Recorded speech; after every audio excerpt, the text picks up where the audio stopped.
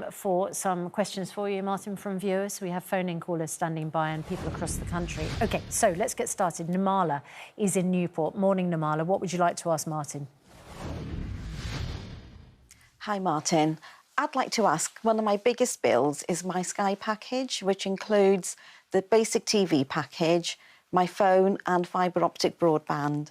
What I'd like to do is cancel my landline, which I don't use because I use my mobile phone for everything. Can I cancel my landline standing charge without it affecting my broadband? Almost certainly not, I'm afraid. Pretty much every cheap deal in the country is based on broadband and landline, and you don't pay any more to have the landline.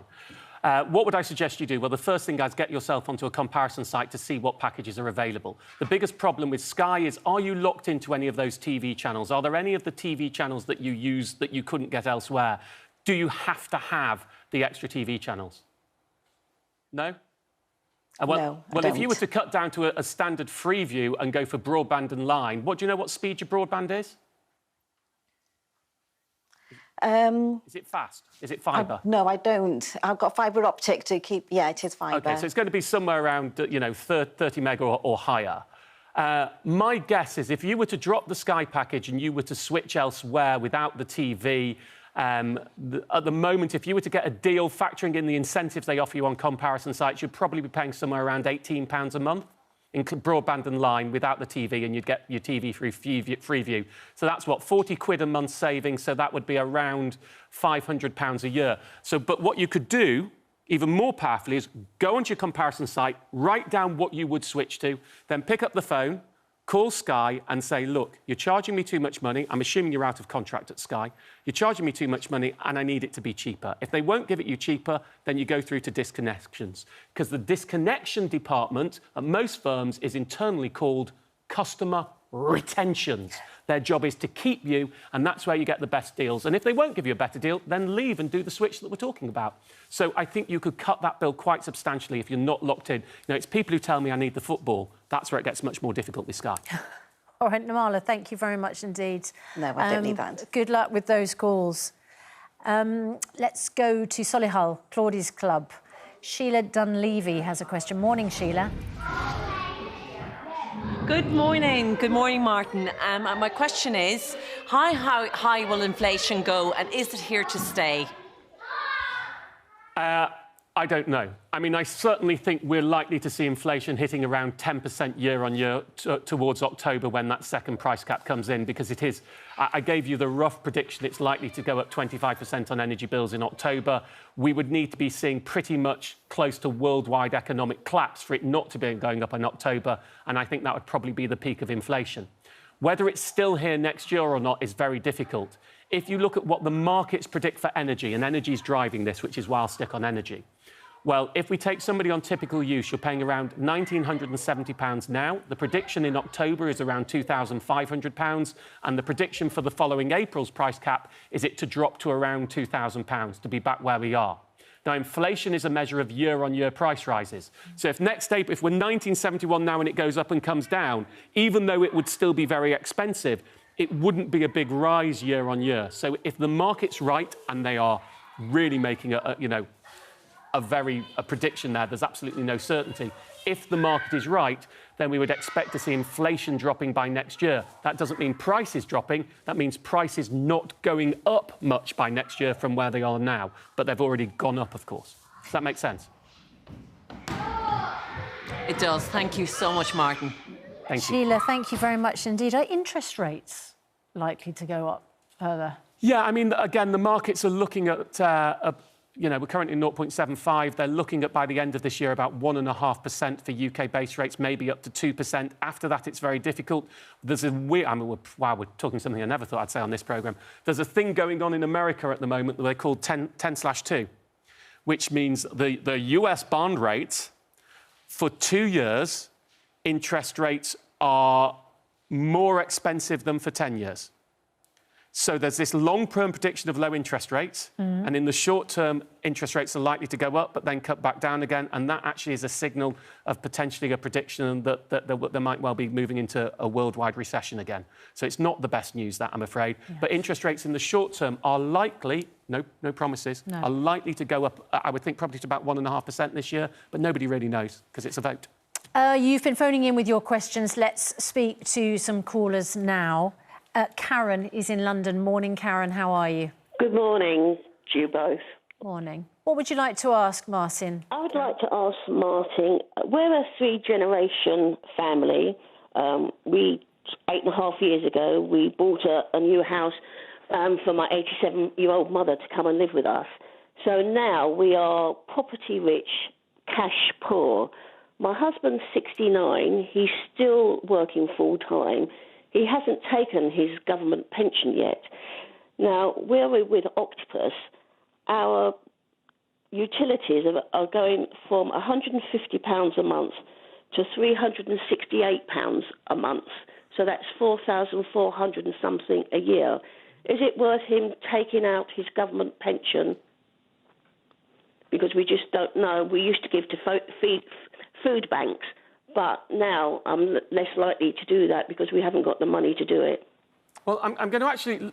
The big issue there is that your energy bill is going up by £150 to £368, which is a rise of, well over 100%, when it should be going up by 54%. Now, there are three reasons that bills are going up by more than 54%. Number one is you came off a cheap fix. Did you come off a cheap fix? Probably, yes. My husband... OK, so if you came off a cheap fix, then you would expect to see a big rise of that level. The other thing that I think you need to check is if you're in credit, is this a fair rise? You need to go and look at what you were paying, what rate you were on, compared to what rate that you are going to be on, and see whether it's a fair rise or whether they have overestimated your direct debit, so they're assuming you're going to use more than you would, and therefore the direct debit is too big. I gave evidence on this to the Commons last week. I think many companies are artificially inflating direct debit. To be fair, Octopus isn't one of those that I would lay this at the door too much. And I think you need to go and make sure that your direct debit's right. I am not going to answer the question of whether you should take your state pension by a question asked on the phone. It's too big without a fact find to give you a responsible answer, so I can't answer that. But go and talk to Money Helpers, which is the government pensions advice free helpline. Talk to Money Helpers and go through it line by line with them. It would take far more than we've got time to do on the programme to go through that particular issue, I'm afraid. But Money Helpers is totally free and you should call them. Lovely. Thank you very much for your help. Oh, Karen, thank you so much for your call and good luck. Time for more of your questions to Martin Lewis. Our phone-in call is standing by and we have cameras up and down the country. Let's get started with a question live from Grace Manchester. We're joining guests at the Manor House and we have a question from Gordon in Bury. Morning, Gordon. Good morning, Martin and Susanna. I'm Gordon. I work as a debt coach for the Christians Against Poverty debt counselling charity. I have many clients who are desperately worried about the rising cost of energy. And the major problem faced by them is not receiving statements, which means they don't know how well they're doing financially. On a personal level, I have the same problem. My energy companies went bust 4 months ago, and I still haven't received statements from them. So the rises take effect on Friday. I still don't know what the new prices are going to be. What can we do? Well, first of all, Gordon, you work for Christians Against Poverty, a wonderful charity that gives people emotional counselling when they're going through debt as well, and that's always where I would suggest people go if they need emotional support rather than just sort of the practical support that's going on. So thank you to you and the work of all your colleagues that do that. People should be getting statements from their energy firms. The peculiar situation of your energy firm going bust and not getting a statement afterwards, most people should now be getting the statements, but there are still some trapped and still some who haven't got credit. It is a very difficult scenario because this has been unprecedented, and both the regulator and the company that's taken over the supply are often struggling from poor databases from the prior firm. The most important thing to say to you and to anybody else who hasn't got a bill is don't think that you won't have to pay. You will have to pay.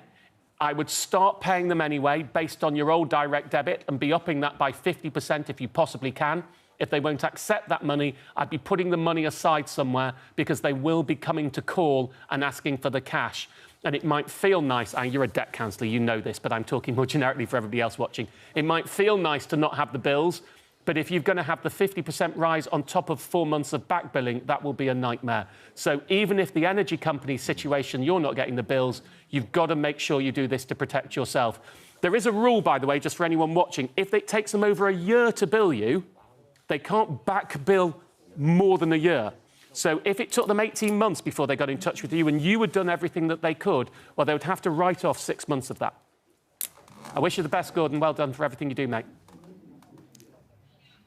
Thank you. Gordon, thanks very much indeed.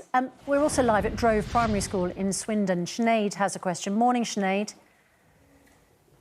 Good morning, Martin. My question is, in my household, we pay a lot of council tax, and I've heard about this energy rebate. How do I apply for it, and if I'm applicable for it? Well, do you know what band of council tax you're in? B. You're in band B, so you will get the money. Here's how it works. There's £150 being paid in April by, yes, woo, in April onto council tax bills to support energy. Of course, council tax is going up, but the reason the Chancellor did it this way is because energy is a household bill, council tax is a household, not an individual bill, so it was seen as a good proxy for that. If you pay your council tax by direct debit, do you? Do you know?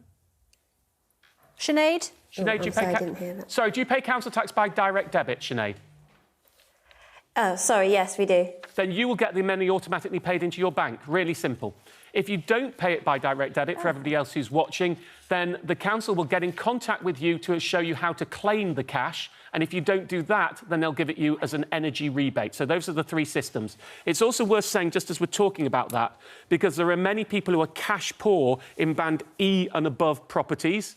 You're in band B, so it doesn't matter. If you're in that situation, and I'm going to claim a little credit for this, because in the conversation with the Chancellor, he didn't tell me what he was going to do a few days before the announcement. He said he was doing something, but there would be people who unfortunately would miss out. And I said to him, well, look, we saw this during the pandemic.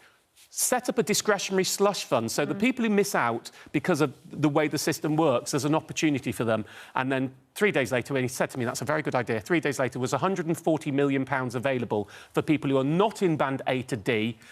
If you are really struggling on your energy bills, you can apply to your local council. It's council by council terms, and they can, by discretion, give you up to 150 quid if you're not eligible for that money. So you'll need to do that in April. Get in touch with them. If you're in band E or above, get in touch if you're really struggling and ask them if you can have that 150. Sinead, thanks very much indeed. They don't call you the People's Shadow Chancellor for nothing, do they?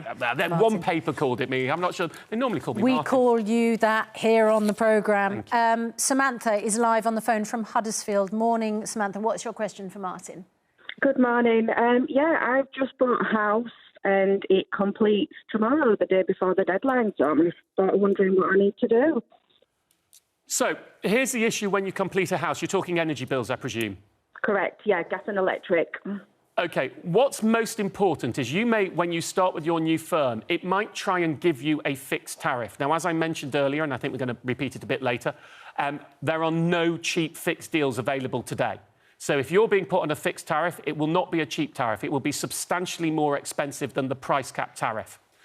And I've heard many cases where firms are doing that, and they're not actually telling people that under the rules, you have a right to be on what's called a deemed tariff. You don't need to know what that means. What a deemed tariff means is you can be put on the price cap, the standard variable tariff.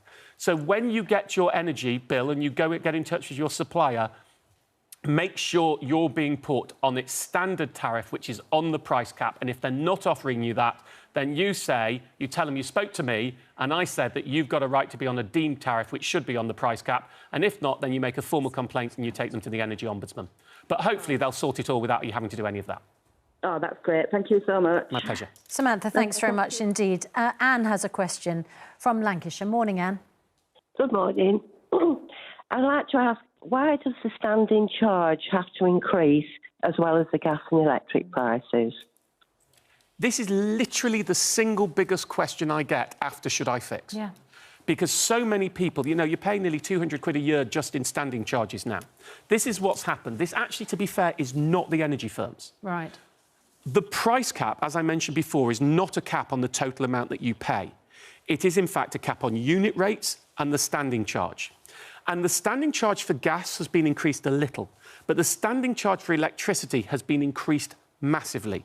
Now, the reason the regulator has done that is because there are a number of fixed costs that have gone up a lot. So the big one being all those firms that went bust and have been moved to suppliers of last resort. Well, they didn't want to take the customers, so they had to be paid to take the customers or subsidised to take the customers. You've also got transmission costs and some other... and green levy has gone up. And what the regulator thought is, well, so not everyone has gas, so we can't put it on the gas standing charge. Almost everyone has electricity. It's a fixed cost, so we'll put a lot of that cost in the standing charge because everybody has to pay for those companies that have gone bust and the green levy and transmission costs. So to be fair to suppliers, the reason that your standing charges are all going up so much is because the price cap standing charge has gone up so much. And it varies by region as well, I should note, which is a little bit perverse. All right, Anne, thank you very much indeed. Caroline Stringer on Twitter asks, our council are giving the £150 rebate to households band A to D. We are band E, so expected we don't need it. Is there any way we can get it? Living in a bigger house doesn't mean we aren't struggling to... It's exactly what I was talking about before. They will have a discretionary fund, council by council. We know generalised published terms for the discretionary fund, but each council is allowed to vary its terms. Go and have a look on its website. It's not April yet, so they may not have published it. Many have, many haven't. But within April, you will be able to apply if you are not in a band A to D property for up to 150 quid. It's a limited amount of money. And I know that, you know, people always look out for themselves. Ask yourself the question, am I really struggling? Are you between starving and eating? Or are you really struggling? Then go and get this money. If you're not, you might want to think about leaving some of the tranche for other people because I suspect it will run out. Martin, thanks very much indeed. Martin. Ellie on Twitter, one of a number of people asking whether it is better to stay on a variable rate or go to a fix.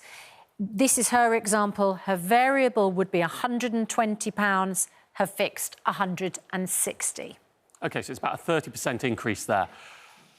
So a variable rate is the price cap rate. If you're on the variable rate, it's the standard default price cap rate, which is, of course, not a cap on the total cost you pay, it's a cap on the unit rates. Why am I standing over here? Because this is my graph I bring everywhere to explain that question. So let's bring it on, my should I fix graph. The first thing you need to understand is wholesale gas prices.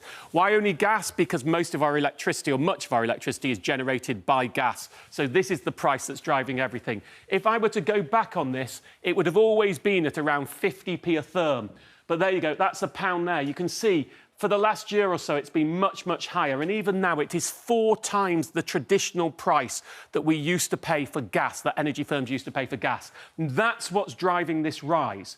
Now, the price cap is based upon wholesale rates. The current price cap we're moving to in April was based on the wholesale rates between last August and the end of January. And that's why, because this was up so high, it's jumping 54%, which for someone on typical use, which is just a way of explaining it, it doesn't actually mean anything, is a rise of £700. Someone with average use, a rise of £700. But when you're talking about whether you should fix or not, what actually matters is what's going to happen at least over the next year. Now, the price cap will change in October, and the October price cap is based on wholesale rates between the end of February, there we go, about here, and July. Now, we're only 2 months through that period, but that is the highest period we have seen in history for wholesale prices, which, of course, means it's very likely they will rise in October. In fact, the current prediction is it will go up another 25% to around £2,500 for somebody on typical use. If we'd done this 2 weeks ago, I'd be saying £3,000, so it has come off a little bit. So that's what you need to look at. Now, whether you should fix or not, if you're looking at over the next year, if that prediction's right, and, you know, we're only a third of the way through the period that sets it, then if you could find a fix at somewhere halfway between the two of those, so a rise of around 18 to 20%, that would give you price certainty. So how cheap are the fixes right now? Cheapest fix on the market. It's actually got cheaper just since we did this graphic. It's now 2,750 quid. Which is more than the prediction for the October price cap. So why would you lock in? What you're better doing, and anybody who's on the variable tariff, for the moment, it looks like what you're better doing, to make it very simple, is nothing. Because if you do nothing, you stay on the price cap, and that is cheaper than the cheapest fix available, and it's still likely, compared to what's being on the market now, to be cheaper in October. Now, sometimes there are deals out there that come and go in a day or two that are much cheaper than these fixes, and I'm on social media telling people to pounce on them when they do come out. But today, there's nothing worth fixing, and you want to be looking at if you're going to fix, it shouldn't be any more than around 18 to 20% above the April price cap rate that's going to start on Friday. That's the logic. But if you're worried and you don't know, do nothing. That's the safest thing to do. We're going to take some more questions from viewers now. Phil is on the phone. Phil is in Derby. Morning, Phil. What is your question for Martin? Can you be forced to go onto a higher tariff than what you're on now? It depends what you mean. Do you mean a fixed tariff or do you mean on the price cap? No, on a fixed tariff. No, you can't be forced to go on a fix. Absolutely not. You have a right to be on the default price cap tariff. And if you're on it, they cannot force you on a fix. Are they trying to do that, and how are they trying to do it? Yeah, they've put our direct debits up by £110 a month. And we're on Eon Flex account, which seems to be cheaper than anything they're trying to offer us. Right, yeah, but putting your direct debit up is likely because the price of that Flex account is going up 54% on Friday. So they would put your direct debit up because what the direct debit is there to do is to smooth out the year's usage. So obviously we use more in winter, we use less in summer, to smooth it out. So they're estimating your usage. How much is it going up by in percent, roughly, do you know? Not off the top of my head. I think it's going up about 30%. Without sitting down and working it out, it's going up about 30%. Well, that's about right. In fact, that's a little less than right. I mean, that's just what everybody... I mean, it's you, everybody who's got in touch with me and say, I can't believe what's happening. You're going to pay half again on top of what you have been paying for energy. I mean, that's the base level. That's the base level, everyone. So, yeah, I mean, it's going to be a shed load. It's a shed load that people are paying. But that's what we're expecting. If it's going up more than 54%, then they may be overestimating your direct debit. It could also be because you're coming off a fix or you've moved to a fix. But if you're on the price cap and it's going up more than 54%, then check that the estimate of your direct debit is right. And if it's too high, well, get in touch with them, ask them to justify it, and if not, ask them to bring your direct debit down. So especially if you're in credit and they're putting your direct debit up by 100%, that'd be too much. Phil, how are you going to deal with that? We've tried to contact them, but they're adamant because the prices are going up. All they say is that they're going up by 54%, so they've got to cover the costs, which we appreciate. And, you know, it just seems strange that they can almost put it up when they want, and when we're on a fixed, you know, they can change the rules overnight. Well, look, good luck to you, and thank you for calling in. Claire is at Claudie's Club in Solihull. Claire, your question for Martin. I'm in credit, but my energy firm wants to double my direct debit. Can I refuse? So, if you're in credit, are you on the price cap? Are you on a priced capped tariff, the standard tariff? You're not on a fix? Yes, I am. You're on the price cap, yeah. No. Right, so we would expect it to be going up by 54%. The fact you're in credit means what you've been paying in the past is about right. If they're putting it up by doubling it, which is an increase by 100%, I would argue that's disproportionate. I gave evidence last week at the House of Commons on the fact that I believe some energy firms are deliberately inflating the amount that they're putting on direct debit to help with their cash flow. You need to go to them and say, can you justify why you're putting it up so much? If their answer is, you're putting it up so much because we think it might go up again in October, that's not fair. And you want to say, this is not what I want to pay. I want you to bring it down. I'm happy for it to go up by 50%. I'm not happy for it to go up by more. And if that doesn't work, make a formal complaint to the Energy Ombudsman.